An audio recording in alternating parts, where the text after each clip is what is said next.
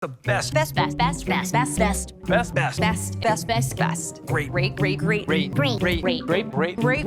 updates to Wall. It was that time again, Apple's superlative mania, or what the company calls its Worldwide Developers Conference. At the virtual event, the company announced updates to Our new release is iOS 15, WatchOS, iPadOS 15, macOS Monterey. The updates are coming this fall to all your gadgets. And of course, Apple highlighted all the features as The incredible. But not everything can be incredible and great and the best, because, well, that's not how it works. Here's my list of what I actually think will be the best features, plus a few nods to what's more on the meh side. Number 1, improved Zoom features. I mean FaceTime. But you can understand the confusion, since FaceTime, in the upcoming iOS, iPadOS, and macOS upgrades, has a grid view, and blurred backgrounds, and noise cancellation. Me too! Let me fix this. Better, right? Just like Zoom. But what Zoom doesn't have is SharePlay. This FaceTime feature lets you watch video or listen to a song with the person on the other end of the call. For video sharing, it will work with Disney+, Hulu, TikTok, and more. Seems exciting, but oh Netflix, where art thou? Also big, FaceTime links, which lets you send a link to others to join a FaceTime call, even if they're on Android or Windows. Number 2, focus features. Focus is a new way to match your device to your current mindset. Now you can set a mode to block out notifications you don't want to see during different times of the day. You set this up and can customize what gets through.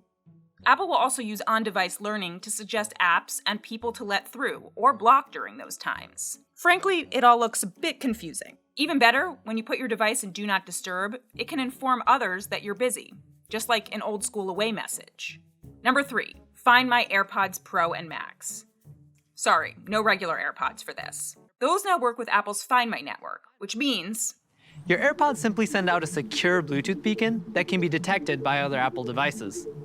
They can relay your AirPods location to the network and then back to your Find My app. if you lose them close by, you can play the sound and use the proximity feature to find them. Plus, there's a new separation alert if you leave your AirPods behind. Number 4, driver's license. So your Apple Wallet has already had your credit cards or your transit cards. Now it can have your driver's license. This fall, you'll just scan your driver's license or state ID in participating U.S. states. But that's the big question. What are the participating US states? Apple wouldn't say yet. Apple says the TSA is also working to accept this, so you could use your phone's ID at the airport. Pretty cool. Number 5, weather. Don't lie, you use your iPhone's weather app possibly more than any other app, and you know it can be a lot better. The new version will have full weather maps and will make sure it's always sunny wherever you are. Just joking on that last part. Apple has a lot of power, but not that much power. Number 6, easier iPad multitasking. You no longer need to remember some combo of secret swipes to multitask on an iPad. An icon shows up at the top of the screen where you can tap to put something on the side of the screen or in full screen mode. Number 7, on-device speech recognition.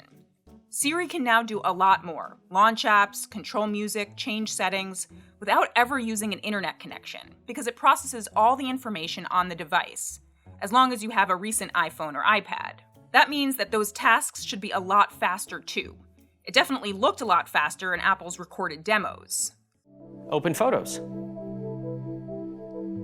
Open Calendar. I will have to try that out for myself. Number 8, digital legacy. This one is near and dear to my heart. A new feature in the Apple ID controls will let you assign a legacy contact. So if you were to die, that person could access your Apple account, including photos and other information. This is something other companies, including Google and Facebook, have had for a while. Number 9, Safari tab groups. In macOS Monterey and iOS 15, Safari lets you group tabs together. So say you have a bunch of tabs you want to save around your next trip. You can save them on this sidebar. I use a similar feature in Microsoft's Edge browser, and I love it. This really may get me to go back to Safari. And speaking of Safari and iOS 15, the address bar is moved to the bottom. That's going to take some getting used to. Number 10, lots of privacy.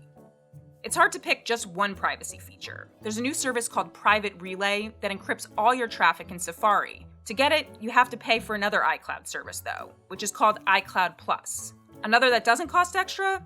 The App Privacy Report, which is located in Settings.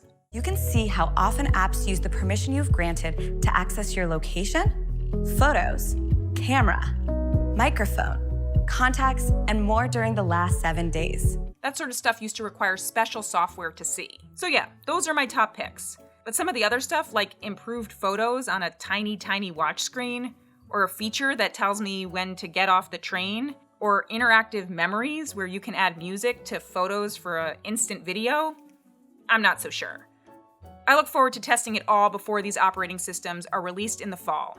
In the meantime, just remember, every feature cannot be The best. Best.